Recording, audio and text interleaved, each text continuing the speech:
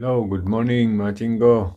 Ngayong umaga ay ako ay magre-repair ng grinder. Magpapalit ako ng pyesa ng grinder.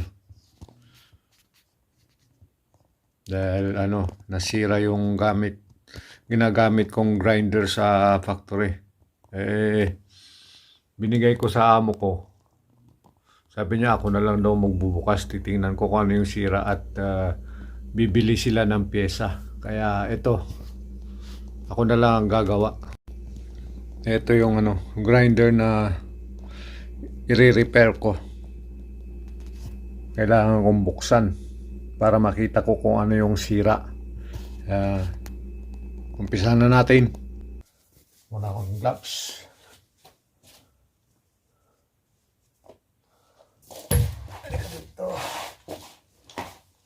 Dito lang ako nag-repair ng gamit dito sa kwarto ko. Malamig kasi sa labas. Kaya dito na lang.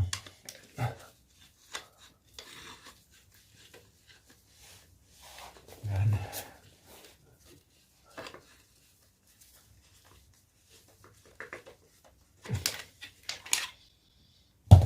Yan.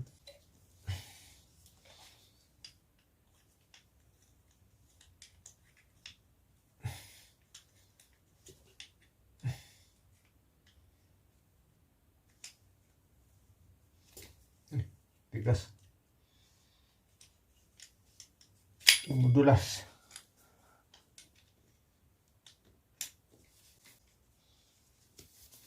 Para makita, di makita eh. Tanggal ko pala yung tornilyo.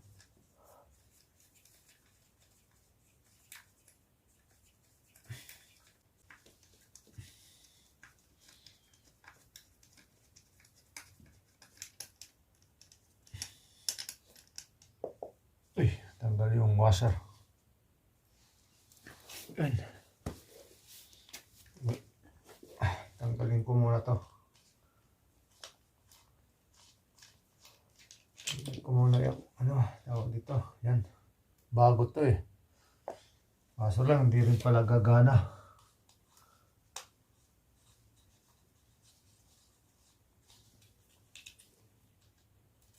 Yan. Yan muna yan. Tapos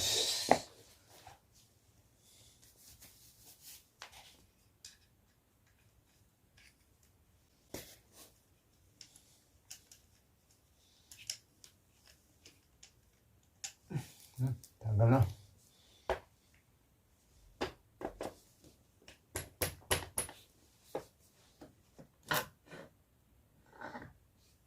Yan. Yan. Tanggal na.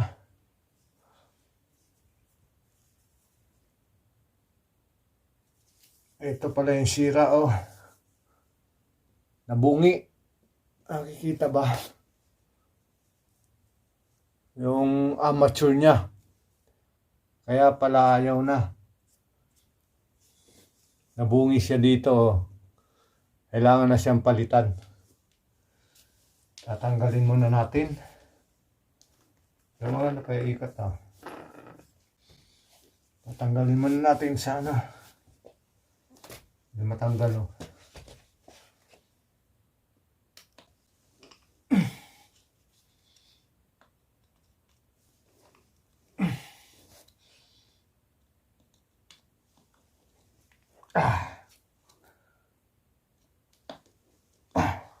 Tigas ah.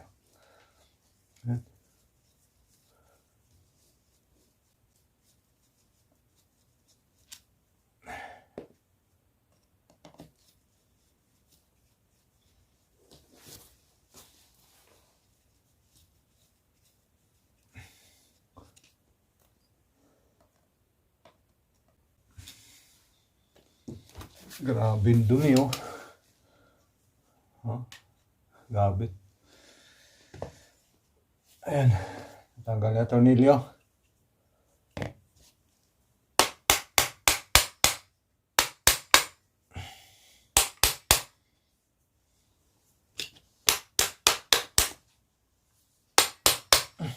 Tigas ah.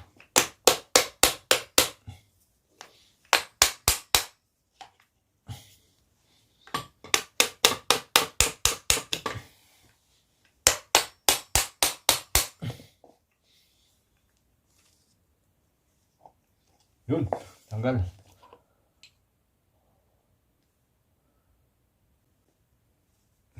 Natin mag-gloves. Bituyo na yung ano, loob po.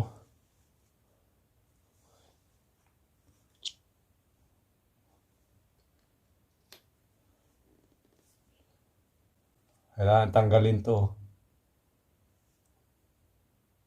Pa yung tornilyo tanggalin.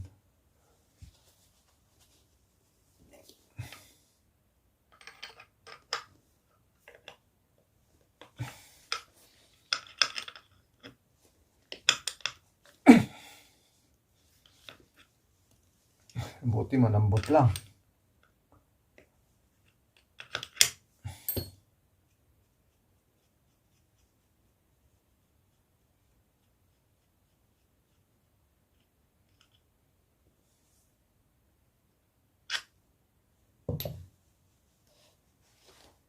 Tigas.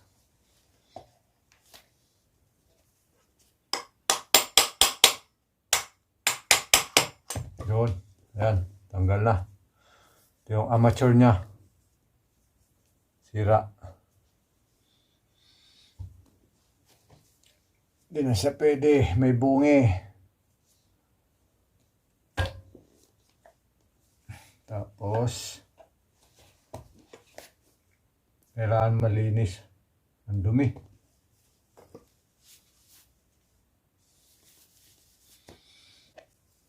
Check ko muna yung ano dito. Yung bearing niya dito.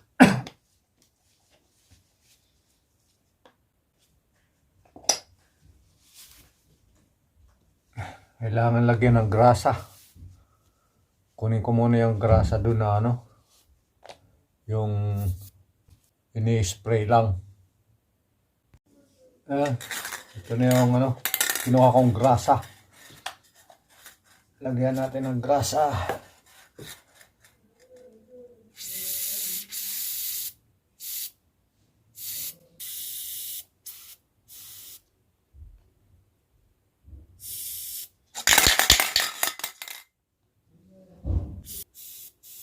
My goodness, wala nang laman.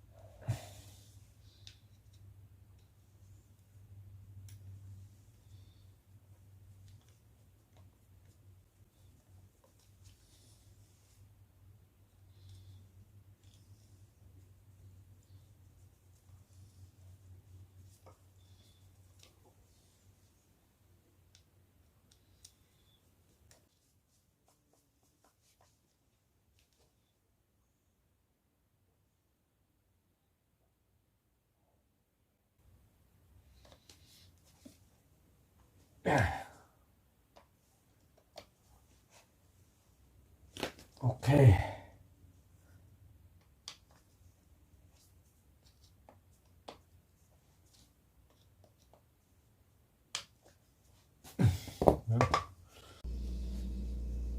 Yun, balik na natin yung ano. Ay, meron na pala ako dito, ano, nandito na pala yung ano, yung pinabili kong kwan. Pampalit. Lalagay na natin.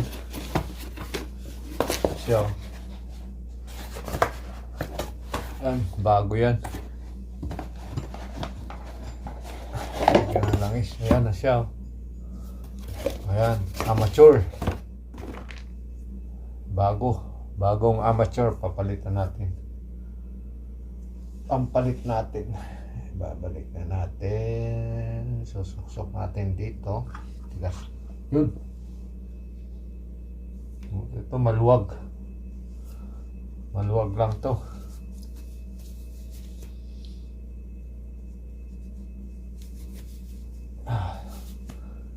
Balik na natin to.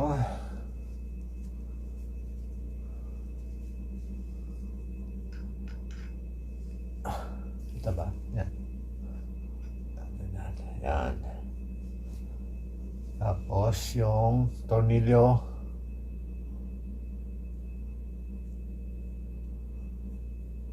Yan, may balik na yung tornilyo.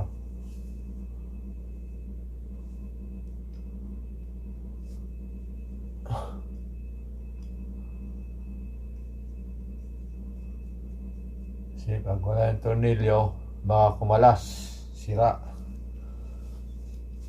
Tapos higpitan natin. Kailangan mahigpitan.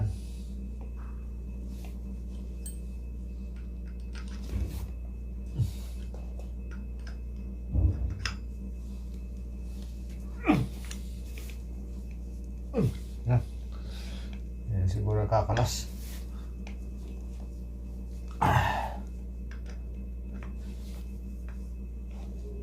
Yan.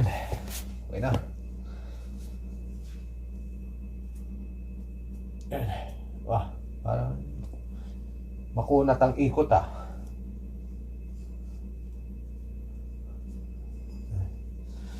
Tapos lagyan natin ng grasa ulit. Binanggal ko yung mga grasa eh.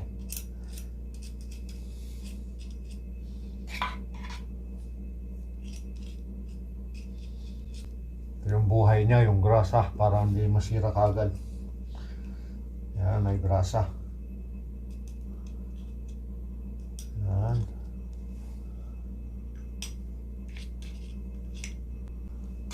Tapos ito, lagay na natin. Dito yan. Yan, siguro. Yan, para sa lock niya.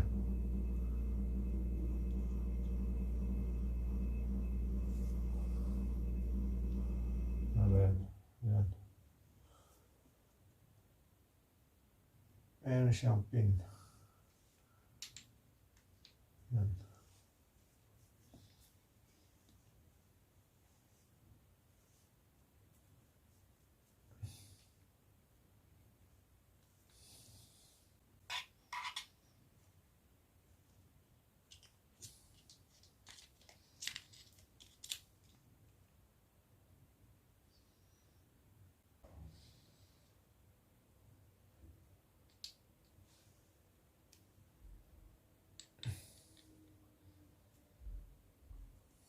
Yan. Tapak na natin.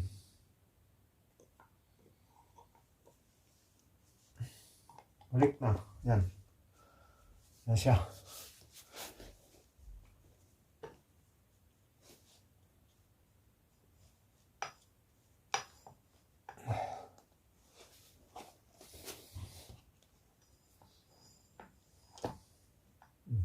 Lock.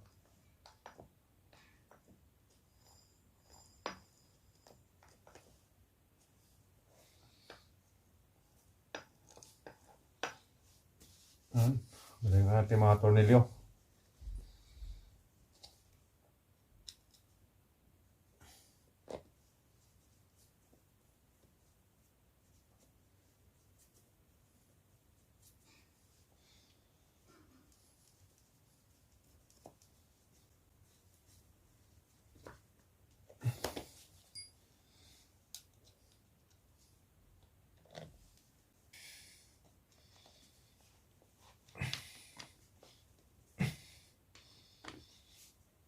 Yun. Ah.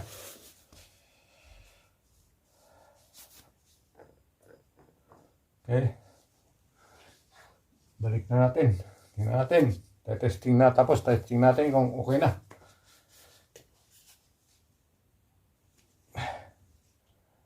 Pasok na.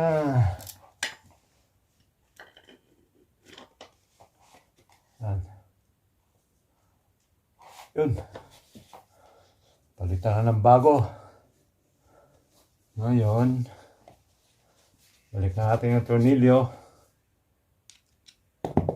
My goodness. Ba pala yun? Hindi pala yun, Philip. Allen wrench pala to.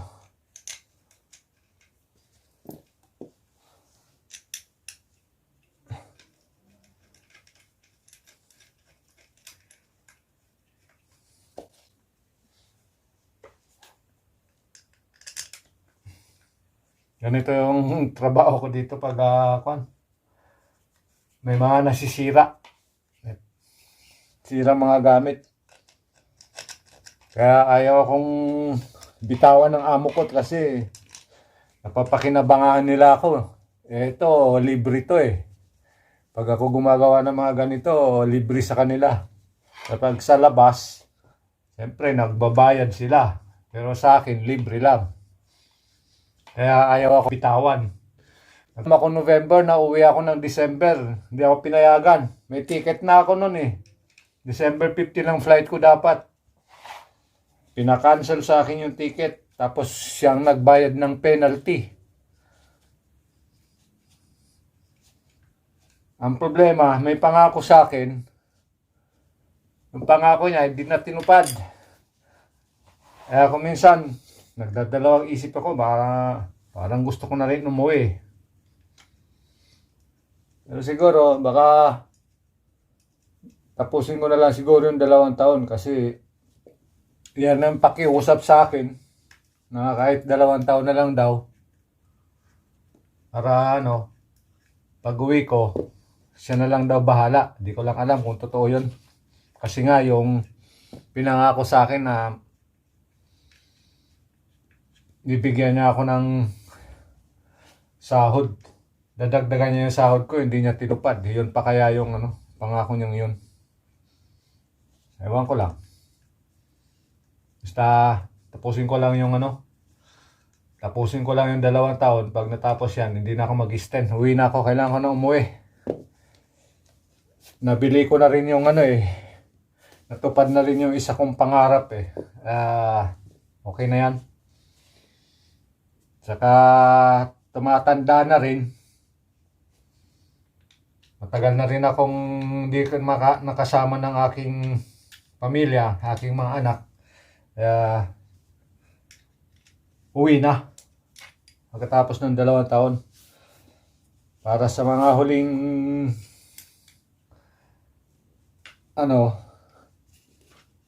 huling taon ng aking buhay, makakasama ko yung pamilya ko. Yan. Siguro mabubuhay na yung mga anak ko eh. Anak kong isa nakatapos na, 2 na lang yung nag-aaral eh. Kaya ko na sigurong patapusin yan kahit umuwi na ako.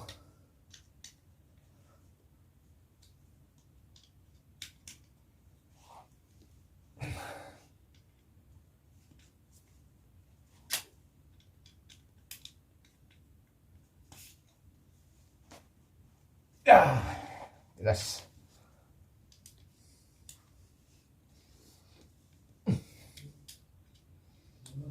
Wala, mahigpit. Ayan. Mahigpit na. Magatik na. Ayan. Yan. Okay. Testing natin kung gumagana. Ay, meron pa pala. Hindi yan gagana kasi hindi ko pa nilalagay yung tawag dito. Yung carbon. Kailangan natin may lagay yung carbon nito. Lagyan natin to. Kasi pag wala to, hindi na-handle. Walang connection eh.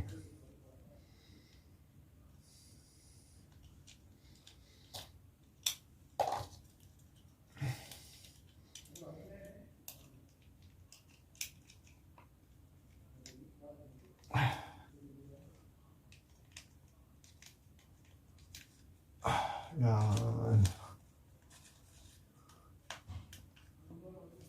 Okay. Pa.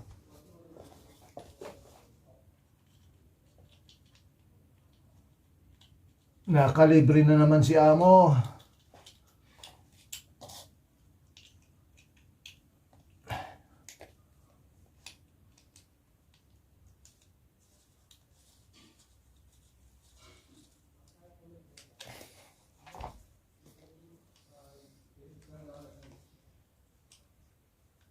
Yun, tapos na.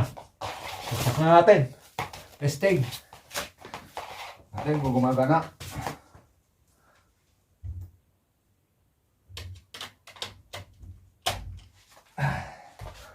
Yan natin.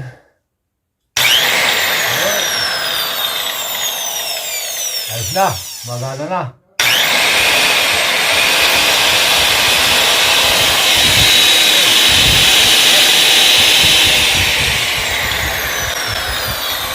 Ayos. Yung gagamitin na bukas. Balik na natin tong ano niya sa corn blade para di tayo masugatan. Delikado.